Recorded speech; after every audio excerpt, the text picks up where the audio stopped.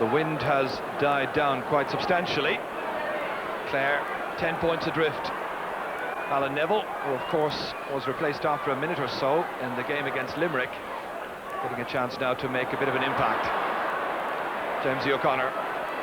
Clare really can't waste any time if they want to try and bridge the gap and make a match of it. Rémi Ryan against Jamesy O'Connor, who looked lively in the opening 35 minutes, so the referee indicating that he's going to throw the ball in, trying to break up the stalemate. Fergus Toohey contesting there with Declan Carr. Carr so strongly built.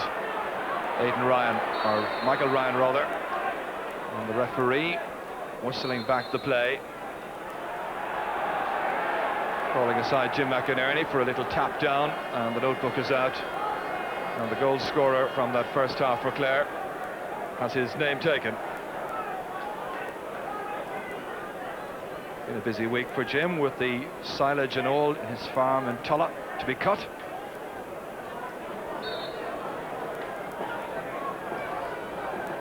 Right now he's hoping for better fortunes here at Limerick in this Munster final.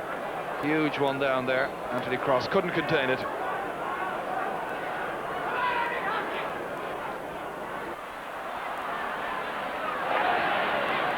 O'Mara touching it down to the waking Declan Carr. Again, good vision, spotting that Rémi Ryan had moved outside him on the wing. Not a good ball. Pat Markham. In these early minutes of the second half, Gerald Loughlin trying to steal inside to Jim McInerney, now operating at full forward. It reaches O'Loughlin. O'Loughlin trying to get the score, and it's a penalty. A penalty for Clare. Well, the referee allowed a second or two to elapse that time as Gerald Loughlin moved in. Tip will be wondering whether or not they have been sufficiently disciplined to invite him into overholding, but the referee has awarded the penalty. And Chaplin, they need this one. He's put it over the bar. They needed a goal. Second point for John Chaplin. Now Conall Bonner sweeping it away from Alan Neville over there. We didn't see much of Alan in the game against Limerick. Inside it comes to Fergus Toohey. Colin Bonner there with Michael O'Mara down towards Declan Ryan. John Lahey, so brilliant in the first half, and he's got another point. An outstanding display this afternoon by John Lahey. I make that a goal and 4 points of Tipperary's tally that he's contributed. Well, again, you can see here Lahey here, Gerard. He's the key man for me where Tipperary are concerned. When he plays well, the whole team seems to play well again. Lovely point from a good distance out. There is ever the danger that Clare, if they bid to push forward, will leave those gaps for players like Michael Cleary and John Lahey to avail of. Len Gaynor, who's worked so hard with his Clare team, watching what he hopes will be a renaissance, and there's another goal! A Clare goal, and it's Cyril Lyons who scored it. Well, they may not have goals from the penalty, but 6 minutes into the second half, Len's team are coming back. 7 points the difference. Well, you see here, high ball into the square, and it's a tremendous catch by Cyril Lyons. Under pressure here, it's a great catch. Actually loses Hurling in the process, pulled out of his hands, and quite legitimately kicks the ball into the back of the net and takes it very, very well. Well, even as we were watching Clare celebrate, Aidan Ryan popped over a point in the very next attack. 4 from him now, and the gap widens again. Declan Carr struggling to take it down. Instead, it's Fergus Toohey going the Mo Dirac towards the Tipperary goal. Still bearing in, a point. Fergus Toohey, the point scorer from Clare Castle. There are 7 from Clare Castle in this Clare panel. Well, again here, this is better play from Clare, more positive on getting the call behind him as well, and Fergus Toohey racing right through the Tipperary defence, scores a lovely point. Great spirit and a bit more determination up from Clare. They were telling me last week to put up a very good and respectable display against the highly fancied Tipperary men, and it's John Russell now last line of defence bar the goalkeeper. Rémi Ryan under some pressure here, he responds really well. Great hurler. Down towards Michael Cleary, held away from it there by Pat Markham. Breaks loose to John Lahey outside towards Declan Ryan, again afforded sufficient latitude to pick his spot over the crossbar and notch up a second point. Whenever there's a hint that Clare are going to get near, Tip respond instantly and emphatically. Again, good play by Leahy. Declan Ryan, plenty of space, and again, nice score. For another Munster medal, breaks to the hands of Anthony Cross. Aidan Ryan trying to put it forward, and it's Pat Fox. And it's somehow stopped by the goalkeeper, and it's gone for a 65. And Pat Fox must surely have felt, in spite of that injury he's picked up, that there was a goal there for the taking. Somehow the goalkeeper, and maybe one of the defenders as well, has managed to put him off sufficiently. But again here, I think Anthony Cross goes up for a high ball, and he's been a nuisance there all day for the Clare defence. It's knocked across here by Aidan Ryan, and Pat Fox so quick onto these half chances. But again, I think he's going to kick the ball here, tries to kick it. It's good defence by the Clare men to get it out. And the resultant 65 duly put over by Michael Cleary, scorer of a goal and 2 points, of Tips 2-18 to 2-8. Nicely fetched there by John Leahy. That's Anthony Daly.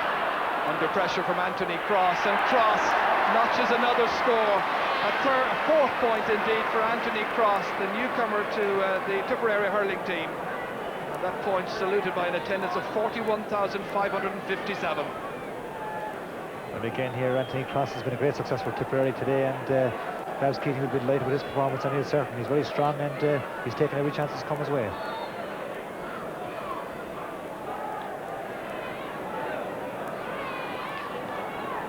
Sure, Tip will say afterwards that we expected some fireworks from Clare at the start of the second half. They got what they expected, but Clare are now getting the response. Cleary, just an overhit hand pass. There's been a lot of hand passing this afternoon in this contest. Cross leaves it to Fox, setting up Michael Cleary, taking the return, and it's Cross. Oh, that's a great goal. That's a marvellous goal by Anthony Cross. A lot of hand passing. 3-19 to 2-8.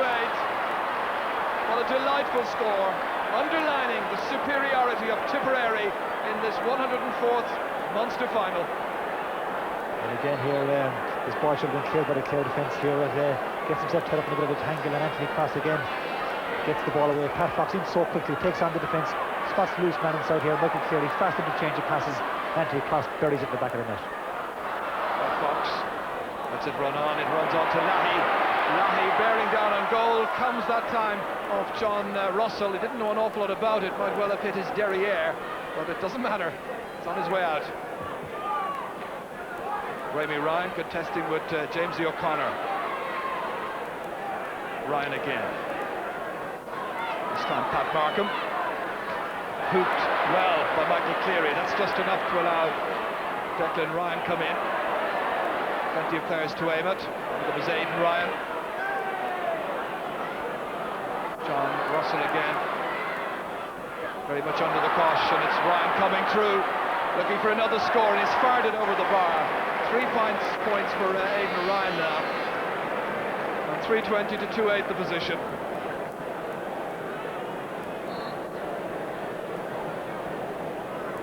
Again, a ball that should have been cleared by the Clare defence here. John Russell blocked on, well blocked on by Declan Ryan, and again Declan could have had a chance of a goal here, but he shoots it over the bar. Another good score. Anthony Daly breaks down off Jim McInerney's side.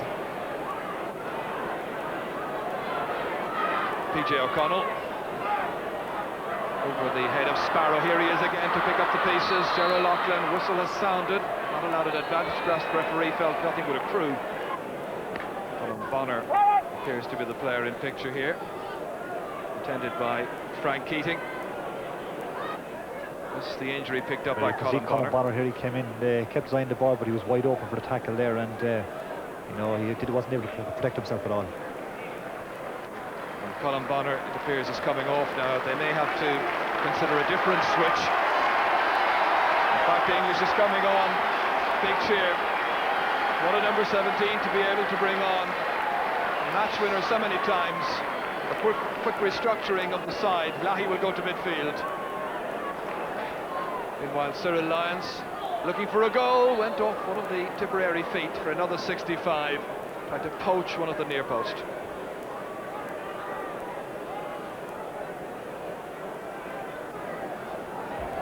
Chaplin. Will he go for a score or just lob it in? He's lobbed it in, and there's the tall, towering figure of Noel Sheehy again. This time the ball left behind to Ger O'Loughlin. Cyril Lyons contesting, the ball broken down. Michael O'Mara, the one trying to play it away. Fergus Toohey taking the shoulder from John Lahey. Lahey trying to sell dummies all over the place again. It goes back to Fergus Toohey, half blocked down. And once again, Lahey stepping into the breach, making the clearance to Nicky English. Got a touch to it. Declan Ryan now against Stephen Sheedy. Fox, delightful pick-up. Progress held up momentarily. Overhit that pass to English, however. Aidan Ryan now, showing great athleticism. Good, intelligent ball to Anthony Cross. Holds it up just sufficiently long to bring Ryan into it. They're setting one up for English to score. That was the intention all along. It is real exhibition stuff in a very one-sided Munster final.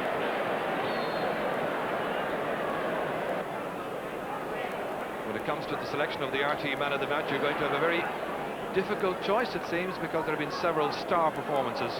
But that will be announced a little later on. Alan Neville, right on the end line, trying to get into a scoring position for Clare. They were so anxious during this past week, appreciating the great strength of Tipperary hurling to put up a good, solid display. They've scored 2-9. On other days, that might have been good enough to perhaps even notch a Munster title. Lovely ball from English to Fox. Fox coming, looking, and Fox coming to score. Delightful point. 3 points for Pat Fox, and English had a part in the build-up. Beautiful layoff. Out to Anthony Daly. They will be bitterly disappointed in County Clare that the gap of Munster titles just continues to widen in spite of that point. Just put over there by Fergus Toohey.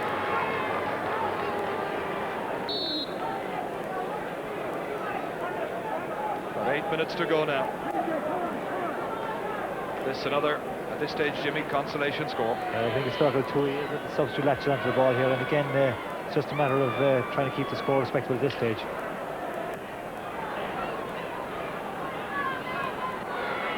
Toohey for O'Connor. Again trying to notch another score from somewhere. Played outside to PJ O'Connell.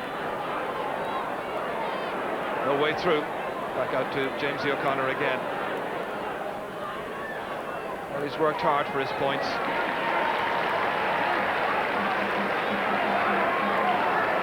Three points for Jamesy O'Connor, and Bobby Ryan is another player being reintroduced into the Tipperary team. Conal Bonner is making way. It could have been anybody. Great catch by Declan Carr. It's a great second half. Rémi Ryan really has come into it more and more and more. Nicky English. That's a lovely point. He worked for that one. Great running. Second point for Nicky. Well, that's the thing that struck me as well, Tipperary are really fit at the moment. A lot of their players have got back to sharpness that they lacked probably last year. You can see Nicky English again, yards of space ahead of his man, and just one look and pots over the bar. Another lovely score by play at Tipperary. Bobby Ryan comes off Pat Markham. Aidan Ryan lifting it back to Markham once again. Noel Sheehy. Again, a couple of balls dropping over towards Rémi Ryan's side, which weren't the best of clearances by his full back line by any manner of means, putting him under pressure. And Jamesy O'Connor is able to avail of that to tap over a fourth point.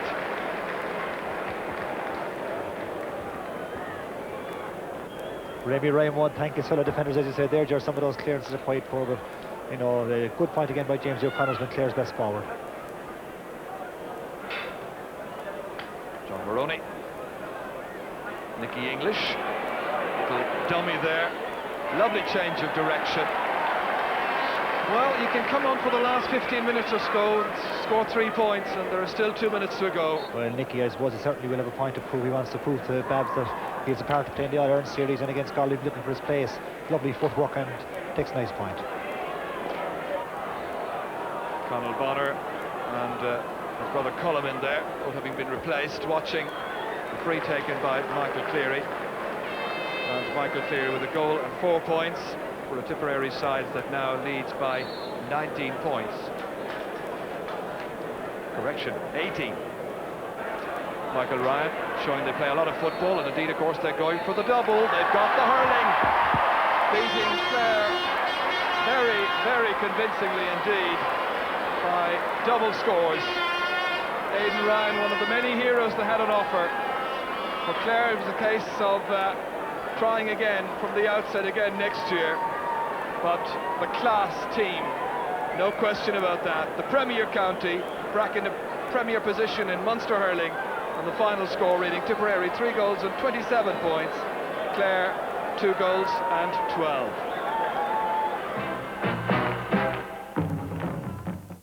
Babs, you simply have to be very pleased with that display. No doubt, Jared, but we were nervous enough beforehand. Like we were playing a county in the Munster final that had beaten the league champions of last year and the Munster champions, and one had to be cautious, you know, even though we knew in our heart and soul we were preparing ourselves for this day for some time. Now this day was meant to be really Cork and Thurles, and Clare upset that, but it was our day. Like, it was a Munster final, and immaterial whether it was Clare, Limerick, Cork, you know, it made no difference to us. We were preparing for the day, and I think, you know, all the preparations have worked out really well. Boyce is back in the team, which like wasn't there last year, and we're after getting it right. Our frame of mind is right, and I suppose what's after putting it back into the team is